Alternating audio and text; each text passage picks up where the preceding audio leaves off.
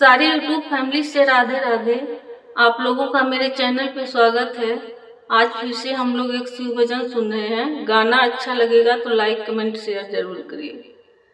भूतनाथ अवघड़नाथ जग में बाटे हाला, भूतनाथ अवघड़नाथ जग में बाटे हाला।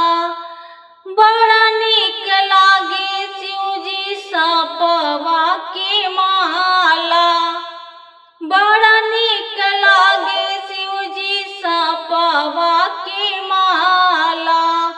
भक्तन के भीड़ लागे रौरे दुआरे शिव गुरु जी हो।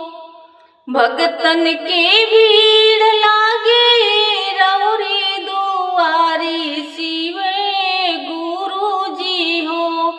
मिट जाला रहिया से दुखवाया नार शिव गुरु जी हो। मिट जाला रहिया से दुखवाया नार शिव गुरु जी हो।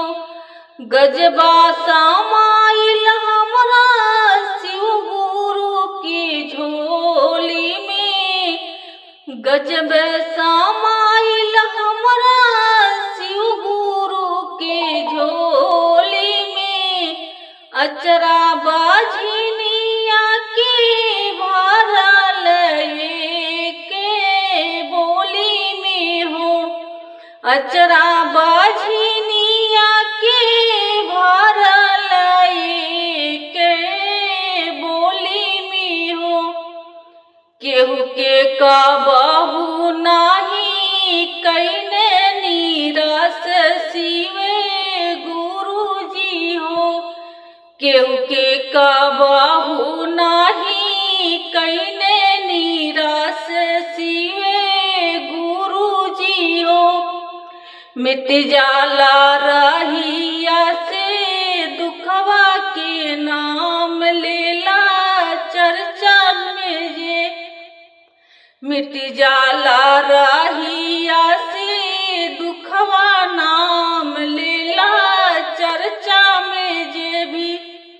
आधा अधूरा सुखवा मेरा ही परिवार हो के पूरा हो। आधा अधूरा मेरा ही परिवार हो के पूरा। दया ना मान करी दी है उभार शिव गुरु जी हो। दया ना मान, दया चर्चा ना मान कर दी है उभार शिव गुरु जी हो। मिट जाला रह